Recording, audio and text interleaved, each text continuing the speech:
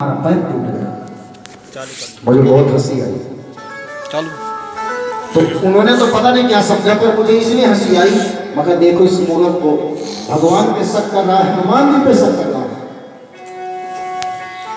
तो उन्होंने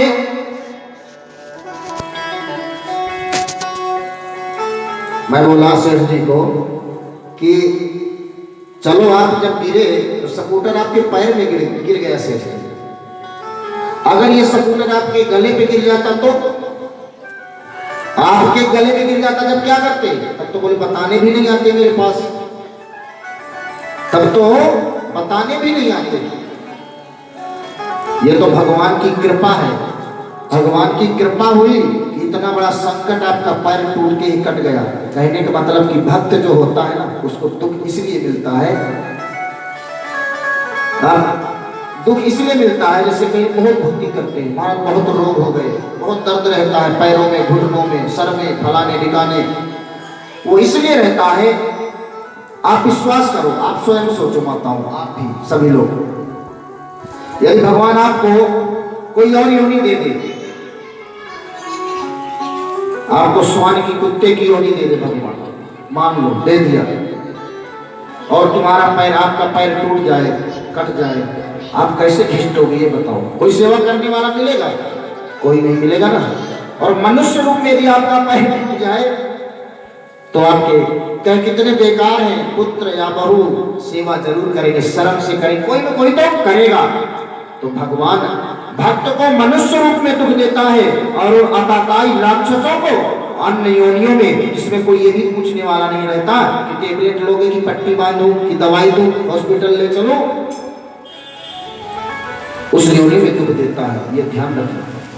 मनु महाराज ने बहुत से दान धर्म सब कुछ किया, इसलिए आज उनको स्वर्ग मिल रहा है।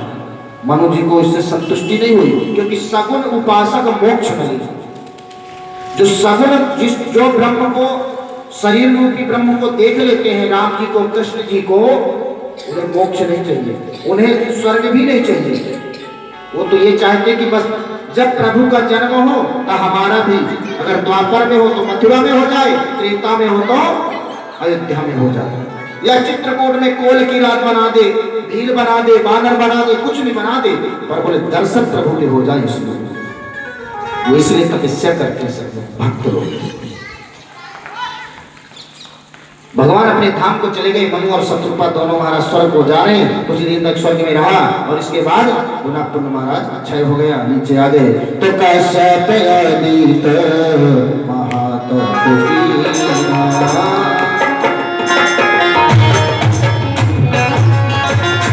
वही मनु और शत्रुपा महाराज कश्यप और अदिति बने, कश्यप और अदिति बने महाराज। और भगवान ने अदिति के गर्भ से कपिल रूप में प्रकट हुआ। बोलो कपिल भगवान की जय। जिन्होंने सांख्य शास्त्र का वेद बनाया, जिन्होंने सांख्य शास्त्र और वेदों की रचना कर दी। इधर भगवान जब गए तो सोचे कि अब अवतार कैसे ले, किसके लिए अवतार ले, क्योंकि सतयुग के बाद थी। तो भगवान ऐसे बैठे हुए हैं, एक सखा है भगवान का साकेत धाम में, भगवान का एक सखा है साकेत धाम में, जिसका नाम है, जिसका क्या नाम है? किंजल का नाम था। उस सखा का किंजल का नाम था, और राम जी के साथ साकेत धाम में रहता था। भगवान के भी सखा होते हैं। किंजल के नाम का जो सखा था, मित्र था, वो भगवान से पूछता है कि हे प्रभु, आज आप इतना निराश क्यों? आज आप पृथ्वी लोक में गए थे किसी भक्त से मिलने, इतना निराश क्यों?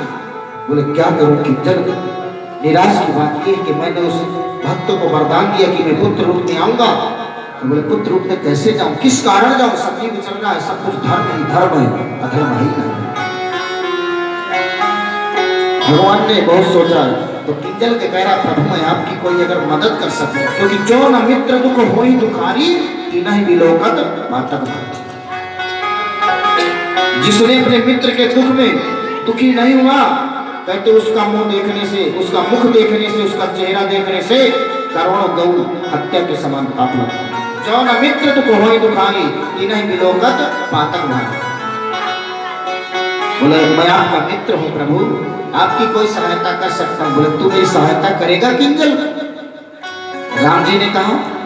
तो राम जी कह रहे हैं कि किंजल तुम्हें अब मृत्यु लोक में राक्षस बनकर प्रकट होना पड़ेगा और मुझे जाकर वहां गालियां दो, मेरा वहां जाकर असम्मान कराओ, जहां भी मेरा नाम लिया ले जा रहा है उसको बंद करवा दो, कहीं भी यज्ञ कुछ भी और उनको बंद करवाओ।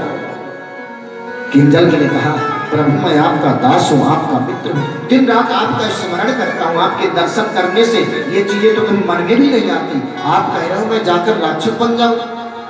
बोले फिर तुम मित्र नहीं है, अगर तुम मित्र है तो ऐसा कर। बोले मुझे पाप लगेगा। बोले तुम मित्र ही नहीं। बोले क्यों? बोले तो पाप की सोचता है।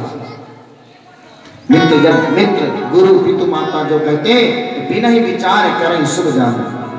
यदि गुरु और माता पिता कुछ भी कहते हैं तो उसको शुभ जानकर बिना विचारे कर देना चाहिए। और जो नहीं माने बड़े की सीख तो ले कटोरा और माने भी। बोले आए थे हरिभजन को और घोटन लगे कपास। आए तो थे मनुष्य रूप में आए थे, भगवान से बहुत प्रार्थना की कई योनियों में जाकर भजन करेंगे, धर्म करेंगे, धर्म को आगे बढ़ाएंगे जिस भी स्थिति में हो, चाहे वो आर्थिक स्थिति हो, चाहे तन की स्थिति हो, चाहे सेवा हो, कुछ भी समझ लीजिए आप धर्म को आगे बढ़ाएंगे, धर्म में आगे रहेंगे। और यहाँ आकर क्या करने लगे? सांसारिक कपास घोटने लगे। कपास को आप कभी भी अगर कूटो या घोटो तो घुटती, कपास तो कपास होती है ना, वो इतनी मुलायम होती है, कितने अदरक को कूटो तो कूट जाएगी। तो चाय हम भी कभी कभी बना लेते हैं, हमें पता है कि अदरक कूट जाती है उसमें माम दस्ता में, पर अगर आप कपास उसमें डालकर कूटेंगे तो नहीं कूटेगी। पर आए थे हरिभजन को घोटन लगे कपास। किंजल के नाम के सखा को भगवान समझाया है, वो तैयार हो गया। वो तैयार हुआ तो भगवान ने भी सोचा ये मेरा इतना बड़ा भक्त है, जाते ही जन्म से राक्षस नहीं बन सकता। तो विश्व विदिताय कैकाय देशो विश्व विदिताय कैकाय देशो सत्य के तुता असाय नरेशो।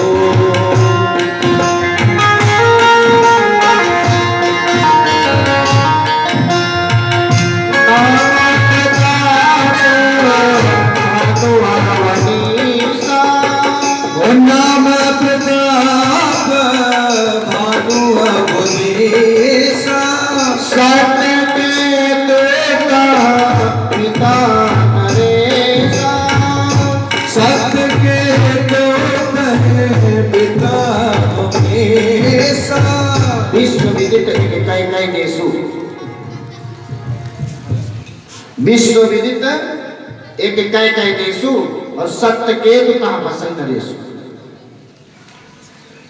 एक कैकेयी राज्य था, वहां के राजा सत्य केतु थे, जिनकी सत्य की पताका महाराज हर्ष महाराज लहराते रहते थे। उन्हीं के घर में उस किंजल के नाम के सखा को पुत्र बना के महाराज प्रताप भानु के नाम से महाराज भेजा है। प्रताप भानु बनाकर भेजा है। कई वर्ष महाराज सत्यकेतु जब बड़े हो गए तो प्रताप भानु जब बड़े हो गए तो सत्यकेतु जो थे ना, सत्यकेतु उन्होंने सारा राज्य अपने प्रताप भानु पुत्र को दे दिया। और उनके एक नहीं दो बेटे थे, एक हरिवर्धन नाम था, एक प्रताप भानु था। बड़े जेठ सुत ही राज सुत देव, जेठ पुत्र को, बड़े पुत्र को, प्रताप भानु को सत्यकेतु ने महाराज राज्य तिलक कर घोषित कर दिया और स्वयं वन को चले गए। जब प्रताप भानु राजगद्दी में बैठे तो बहुत से धर्माएं महाराज धर्मशालाएं बनवाई, नदियां बनाई, महाराज जलाशय बनाए, तालाब बनवाए, मंदिर बनाए, बड़े बड़े यज्ञ किए। समस्त जितने भी राज थे सबके ऊपर चढ़ाई कर एक छत्र राज अपने अंडर में कर लिया। सबके सभी देश देशांतरे के राजाओं के अपने अधीन कर लिया और सबके मेरे राजा स्वयं प्रताप भानु बन गए, क्योंकि वो इतना धर्म किए, इतना पुण्य किए, वो इतने शक्तिशाली हो गए कि समस्त देश के राजाओं को जीत लिया। प्रभु ने सोचा ये तो इसी में लगा रहेगा, भगवान ने वहां से माया फेरी, मन बदला। बहुत दिनों के बाद प्रताप भानु को ऐसा लगा कि आज हमें शिकार खेलने के लिए जाना चाहिए। तो कहां गए? विंध्याचल गंभीर बन गए। मंत्रियों के लिए घोड़े में सवार हुए राजा प्रताप भानु और कहां गए? विंध्याचल के वनों में महाराज पहुंच गए। विंध्याचलों के जब वनों में महाराज पहुंचे तो वहां पर एक सुअर दिखा। बोले ताक तीर महिष चलावा, तके तक तीर महिष चलावा, कई छल सुअर शरीर बचावा, कई छल सुअर शरीर बचावा, तके तक तीर महिष चलावा, तके तक तीर महिष चलावा। जो सुअर को देखा तो राजन ने महाराज बार बार अपने धनुष और बाण को तान तान कर तीर को चलाया, पर वो सुअर को यह समझता नहीं था। वो सुअर एक छल रूपी राक्षस था जो सुअर बना हुआ था।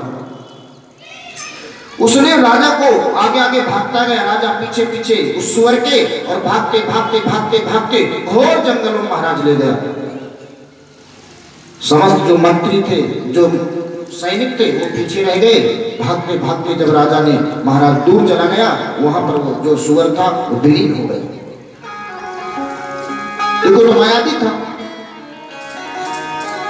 अब राजा जब भागते भागते बहुत कोसों दूर निकल गए तो उनको प्यास लगी, सगल घूमने लगे, जलाशय को, तालाबों को देखना, ध्यान रखना, भगवान कितनी परीक्षा लेता है।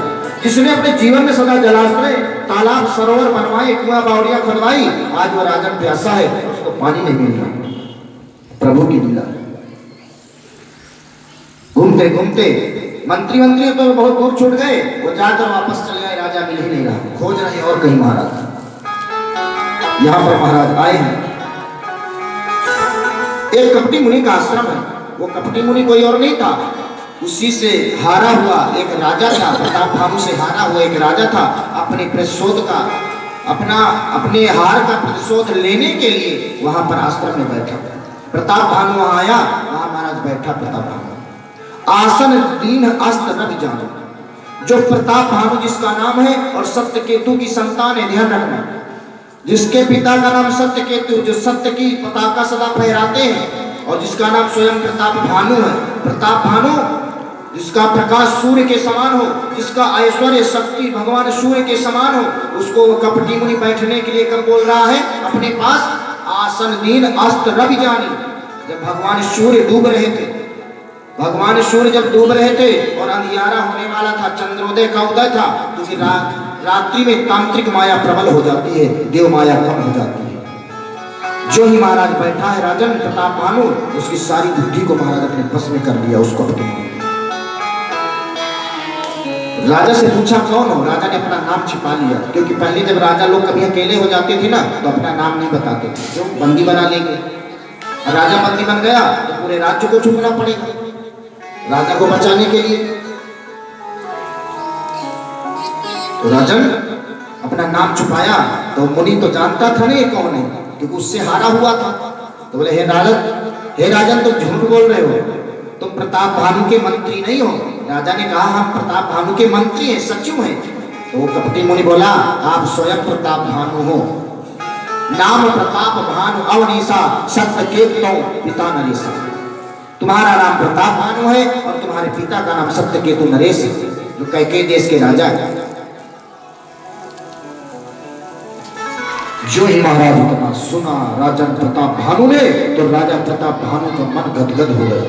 ये तो त्रिकालदर्शी मुनि है, मेरे को जानते ही पहले से, मतलब अपने तप से जान लिया। और मुनि, वो कपटी मुनि कह भी रहा है कि राजन मैंने अपने तप से तुम्हें जान लिया, तो तुम कौन हो? राजन ने बहुत सब निवेदन दिया, कई चीज महाराज मांगा है। इसके बाद उसने कहा, राजन तुझे सब कुछ मिलेगा, सब कुछ मिलेगा, लेकिन तुझे ब्राह्मणों को भोजन कराना पड़ेगा और उसमें मैं रसोइया होऊंगा। तो राजन ने कहा ठीक है प्रभु आप आना। उस कपटी मुनि को तो उससे बदला लेना था ना, राजा को ब्राह्मणों से श्राप दिलाना था। वहां महाराज राजन अपने घर पहुंचा। दूसरे दिन कपटी मुनि आया। राजन ने समस्त ब्राह्मणों को 1000 ब्राह्मणों को निमंत्रण दिया। वो कपटी मुनि था, वो राजन था, वो आया और क्या किया, रसोई बनाया।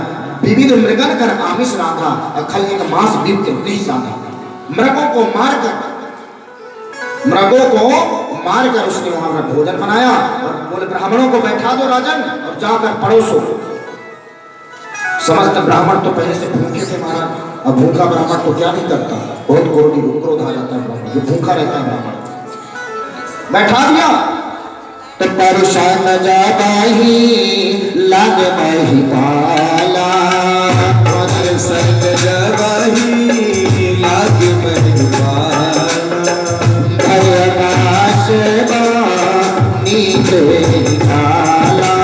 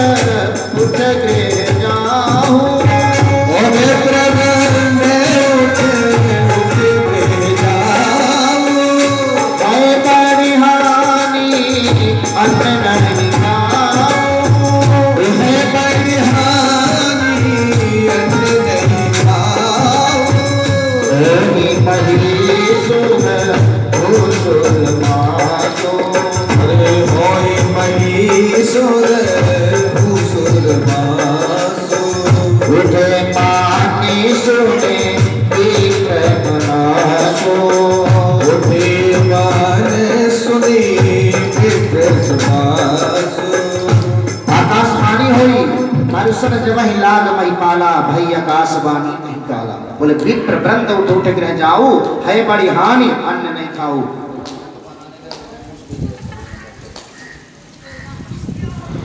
तो वह है बड़ी हानि अन्न नहीं खाओ। जो ये आकाशवाणी को सुना बोले क्या है इसमें, बोले हो ही महेश्वर भूसुर मांस।